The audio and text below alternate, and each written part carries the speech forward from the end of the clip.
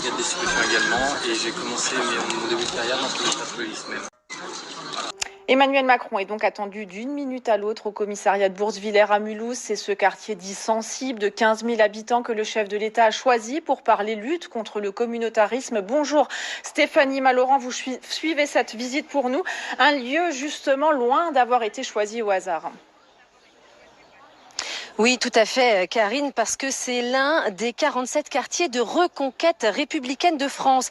Un dispositif qui a été créé il y a 2 ans pour lutter contre la délinquance et les trafics, notamment par un renforcement du nombre de policiers. Et c'est justement au commissariat Nord, devant lequel nous nous trouvons, que 20 fonctionnaires ont été affectés, que Emmanuel Macron démarre sa visite. Il va déjeuner avec ces fonctionnaires, échanger sur leurs actions ici à Boursvillers. Il faut aussi savoir que dans ce quartier, c'est l'un des 17 territoire de lutte contre la radicalisation où sont mises en place des cellules contre l'islamisme et le repli communautaire dont le chef de l'État souhaite renforcer l'action.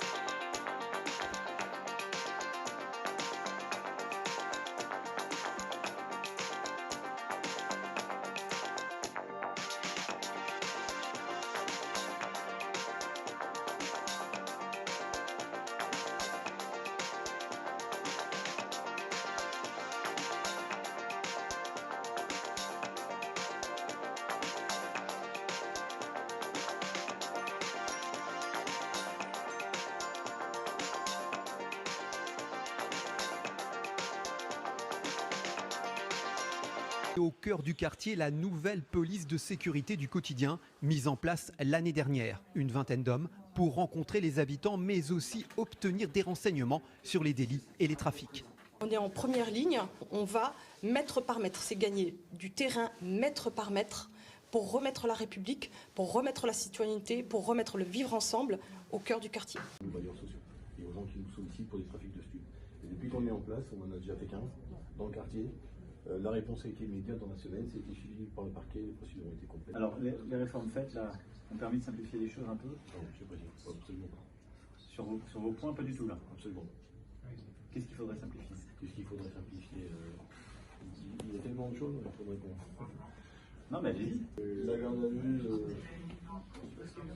disons qu'on a ouvert tellement de droits. J'ai peur qu'on ait distendu le lien entre les responsabilités de chacun et les devoirs de chacun. J'ai l'impression qu'on met un peu plus les droits aux délinquants et qu'on suspecte un petit peu des fois plus de policiers. C'est vraiment le sentiment qui est général chez nous, au niveau de la procédure pénale. Son côté d'alourdissement, de tous les procès-verbaux qu'on nous fait faire en plus, des logiciels qui ne sont pas toujours vaillants. Je vous entends. C'est une obsession parce que ça permet d'avoir plus de monde sur le terrain. Plus on arrive à faire de la simplification accélérée, plus on dégage du temps agent pour aller sur le terrain. Sont arrivés successivement en juin et septembre, comme d'ailleurs on a vu un mouvement d'effectifs supplémentaires dans tous les quartiers de reconquête républicaine. On a vu tout à l'heure l'importance de ces équipes, de manière très précise, sous l'autorité évidemment du directeur départemental et d'une brigadier chef exemplaire, et on a vu combien justement ces effectifs nouveaux permettaient de remettre de la présence sur le terrain,